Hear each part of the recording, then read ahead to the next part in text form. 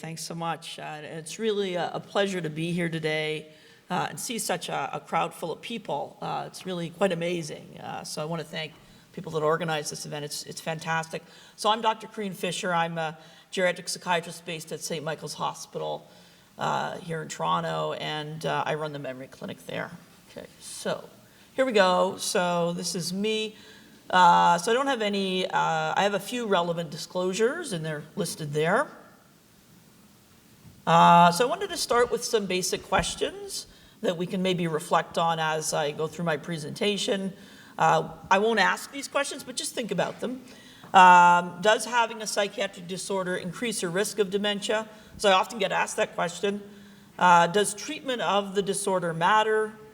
Does being on an antidepressant reduce your risk of dementia? And what percentage of patients who have dementia will develop behaviors? And are there any effective treatments for those behaviors? So one of the things I want to emphasize is that mental health changes can occur both before and after a dementia diagnosis. If you have a mental health diagnosis, that does elevate your risk of dementia. We don't know by how much, but it is one of the many risk factors. So with depression, it can actually even double your risk if it's midlife depression. And it's probably even higher if you have a psychotic illness. There's a broad range of neuropsychiatric symptoms that are associated with dementia. So as people dement and progress in their dementia, they can develop symptoms they've never had before in their life. So they can become anxious. They were never anxious before, but they're anxious now. They can become depressed. They can become psychotic. And they can become agitated and aggressive, things that they never were before. So this is just an outline of I think Dr. Tangway alluded to this. There are many risk factors for dementia, and you can see depression being one of them. But depression can be associated with a number of other things that can elevate your risk of dementia. So, for example, pollution, air pollution, living in an urban area, having a head injury, substance abuse, often associated with mental illness, can be a risk factor. Being socially isolated, that can be a risk factor, and there's an association with mental illness as well. So exactly how does depression lead to dementia? Well, there are a number of potential mechanisms, if you will, and they're listed there. So what depression does is it increases the amyloid burden in the brain. It causes inflammation. Depression is associated, and many mental disorders are associated with enhanced brain inflammation. And then there's changes in nerve growth factors as well. And there are vascular problems that can develop as well that lead to disconnections between the frontal lobe and other parts of the brain. You get increased stress. You get increased cortisol when you have a mental illness, and that is considered negative as well. So again, I think I've alluded to this, but it's not just the mental illness. It's the psychosocial factors that may be associated with having a mental illness. So poverty, in some instances, substance abuse, exposure to pollution, unemployment, homelessness. Again, all of these things factor in terms of the risk of dementia. Inadequate housing, poor diet, increased cardiovascular disease burden. The medications that we give to treat many mental illnesses will increase the risk of cardiovascular disease, and that's an independent risk factor for dementia. Schizophrenia, may be associated with a 2.5 to 3 times elevated risk of dementia. Now, that's not to say Alzheimer's disease exclusively. It could be mixed dementia, it could be vascular dementia, but there is an elevated risk. And again, it's unclear if it's actually the schizophrenia that's promoting this or other factors such as low cognitive reserve, cardiovascular disease, the medications themselves. Bipolar disorder, it's similar. It's about 2.3 times greater than in the general population. And it's not really clear if you treat the disorder, will that affect the risk? It's not clear. So this was an interesting expose in the New York Times that looked at mental illness and the effect in terms of promoting the risk of dementia. And they referenced this very interesting paper that was published in JAMA Psychiatry. And this was actually a very interesting study. It looked at a large cohort of patients in Sweden, about 1 million patients actually. And they looked at a registry from 2000 to 2017. And what they did was really interesting. They looked at the risk of, or the rates of psychiatric diagnosis in the period both before and after a dementia diagnosis. And in that large cohort, about 1/3 of patients developed dementia. And there was a significantly increased likelihood of a psychiatric disorder being diagnosed in the 3 years before diagnosis. That peaked at 1 week after diagnosis, and then it went down. Because once you have dementia, people are less likely to diagnose a psychiatric disorder.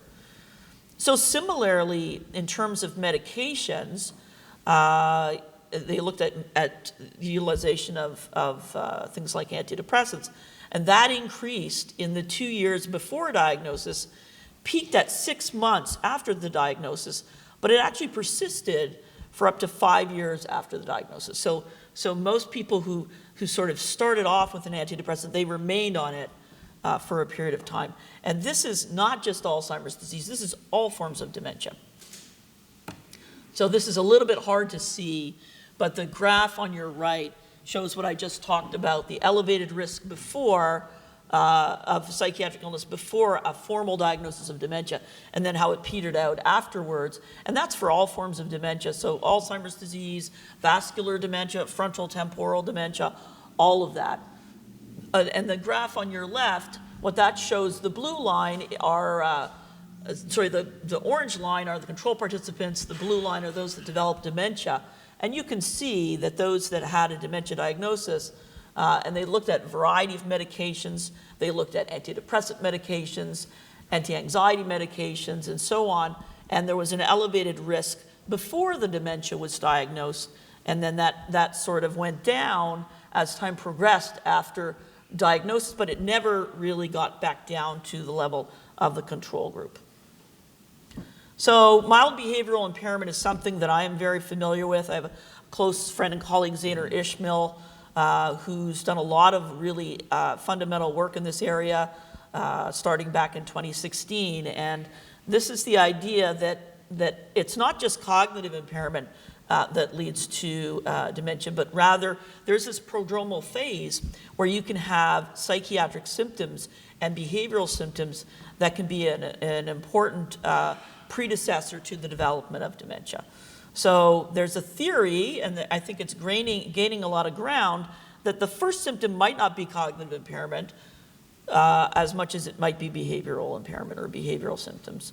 And so if you develop a new onset psychiatric disorder or behavioral syndrome,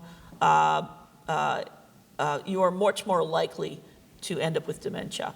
And a lot of these patients who have these syndromes have no prior psychiatric history. So if you have schizophrenia and you become psychotic, that's not necessarily elevating your risk. But if you've never been psychotic before, and at 65 you suddenly become psychotic, that would enhance your risk. So again, this is the sort of the construct of mild behavioral impairment. There are these sort of changes in behavior or personality that occur. There's usually, and these are the different domains. So there's decreased motivation, affective dysregulation, impulse discontrol.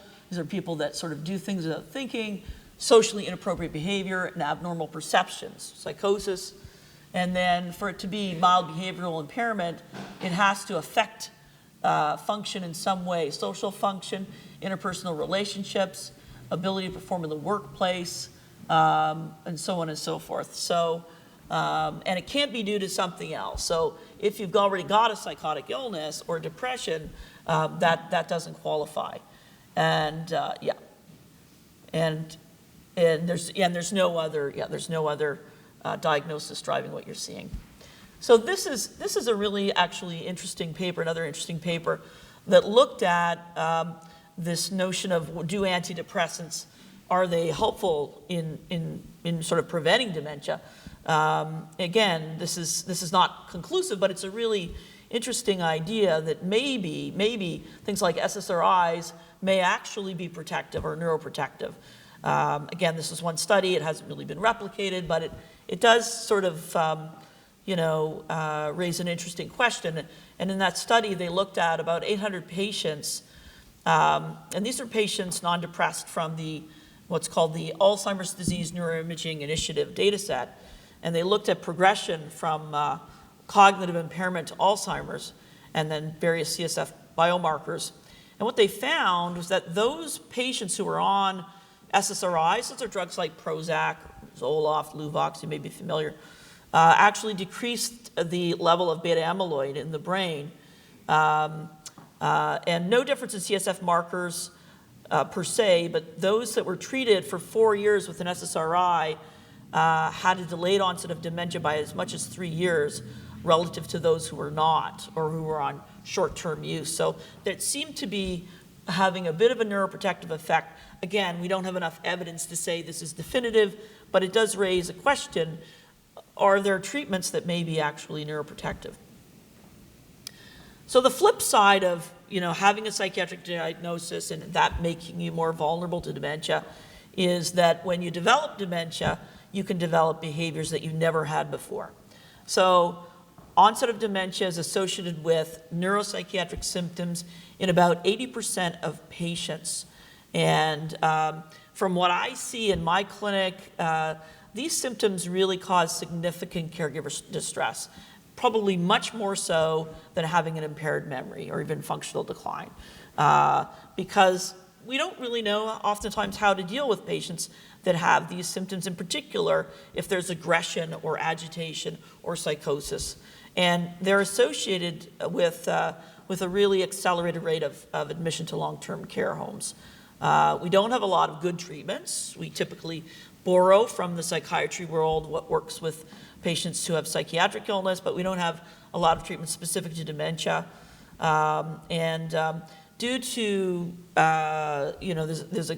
there's a concern about the use of antipsychotic medications, in particular amongst patients with dementia, because there's elevated mortality. So over time, you've seen actually a reduction in the use of these medications, which are really quite potent and may be associated with accelerated mortality. So these are the different domains, behavioral domains that we see, and you can see that some are much more common than others. So the darker green represents more severe symptoms, the lighter green are less severe symptoms. And so you see all of these various domains that can emerge as you're diagnosed with dementia: elation, eating behaviors, aberrant motor behavior, the person who really can't sit down, disinhibition, saying things without thinking, hallucinations, seeing things that are not real, delusions, having fixed false beliefs, being very anxious, depressed, having sleep problems, people that sleep too much or don't sleep at all, irritability, agitation, aggression, and then apathy, probably the more common symptom that we see. And here you see the various symptom domains, and you're comparing here patients with Alzheimer's disease and patients with amnestic MCI, so those that have kind of the prodrome to Alzheimer's disease and those that actually have Alzheimer's disease. And you see that certain symptoms are much more common in frank Alzheimer's disease, those being delusions, agitation. You don't see a lot of agitation in patients with mild cognitive impairment, euphoria. Disinhibition, not very common again, and then some of these motor behaviors. So again, as I mentioned, over time, we used to use more antipsychotic medications than we use now, and essentially that's because we did studies that actually showed that if you use an antipsychotic in a patient who has dementia, it can accelerate the mortality up to 1.5 times that of patients not on those medications. So what have we switched to? Well, we switched to other things that maybe aren't as, it's hard to know. Are they more effective, less effective? So there's been an increase in the use of what we call hypnotic agents, drugs like Ativan, lorazepam, and antidepressants. There's actually some fairly good evidence that SSRI medications, drugs like Prozac, can be effective. But we do need I think we need better non-drug interventions from what I've observed. So you can see this is the graph that shows a reduction in the use of the antipsychotic medications on the top and an increase in some of these other medications on the bottom over time. This is from a period from 2005 to 2015, and you can see that there's been this reduction in antipsychotic medications over time as time has progressed, and then an increase in the same time frame in things like anxiolytics and antidepressant medications over the same time frame. So one of the first drugs actually to be approved for agitation in patients with dementia by the FDA is brexpiprazole. So this is some really exciting data there, and it was based on analysis of 2 phase 3 trials, so some very good data. But again, there's a risk of mortality. So if you're going to use one of these medications, it does increase the risk of dying, and so it's a substantial concern. Well-tolerated, good safety profile, and there we go. So one of the challenges, or one of the big questions with mental illness and dementia is, these are both brain diseases, are there drugs that maybe target both disorders? Again, the anti-amyloid therapies, as Dr. Tangway alluded to, they show promise. But one of the problems is that patients who had a psychiatric illness were excluded from the clinical trials. So if you had, with the exception of depression, so if you had schizophrenia or if you had bipolar disorder, you weren't admitted into the trials because the theory being maybe those things could already independently affect your memory. So it's going to be interesting to see, will those drugs be as effective in patients who have major mental illness? Are there treatments that maybe target both disorders? We know that inflammation and mitochondrial dysfunction are mechanisms that are common to both. So is there a role for alternative treatments? One of the things that we're interested in studying is something called photobiomodulation, transcranial photobiomodulation, the use of infrared light to stimulate the brain. And this is actually a study that we're doing, sponsored by the Weston Foundation. And you see on your right one of the devices that we're actually using.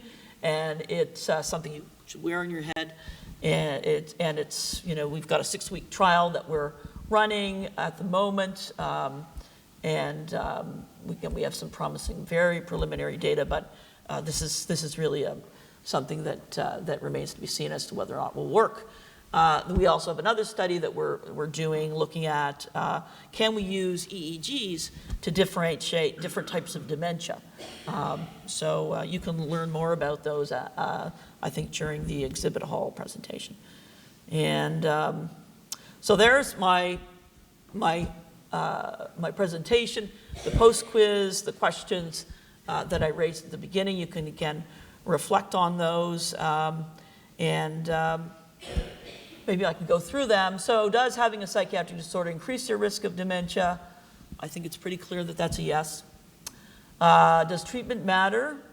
The question is the answer is that we don't know, right? Because the studies haven't really looked at that in depth. Do antidepressants reduce the risk of dementia? Again, we're not really sure. There's one study that shows some data, but it hasn't really been replicated, so we're not really sure. What percentage of patients with dementia will develop behaviors? I think that's pretty clear, a large number, about 80–90%. Are there any effective treatments?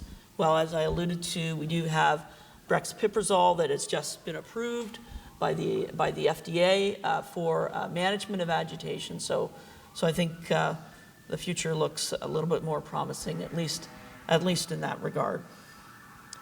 So there's my email. If you have any questions or comments, feel free to reach out, and I'll open it up to questions.